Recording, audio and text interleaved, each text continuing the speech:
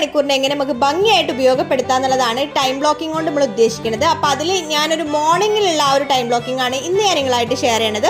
അപ്പോൾ ഒരിക്കലും ഇതായിരിക്കില്ല നിങ്ങളൊരു ടൈം ബ്ലോക്കിംഗ് എന്ന് പറയുന്നത്. നമ്മളെല്ലാവരും സാഹചര്യങ്ങളും ലൈഫ് സ്റ്റൈലൊക്കെ വ്യത്യാസമാണ്. അപ്പോൾ അതനുസരിച്ചിട്ട് നിങ്ങളൊരു ടൈം ബ്ലോക്കിംഗ് സെറ്റ് ചെയ്യുക എന്നുള്ളതാണ് കേട്ടോ.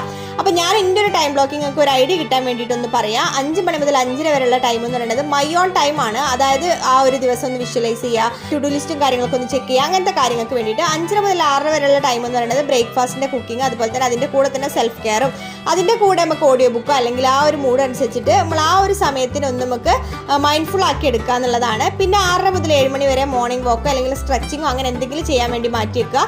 7 മണി മുതൽ 8 മണി വരെ ലഞ്ച് കുക്കിംഗ്, ഫ്രഷ് അപ്പ് ടൈമും ആണ്. 8 മുതൽ 9 മണി വരെ കിച്ചൺ ക്ലീനിങ്, മക്കളെ റെഡിയാക്കുക, സ്കൂളിലേക്ക് റെഡിയാക്കുക, ആ പരിപാടികളൊക്കെയാണ് കേട്ടോ.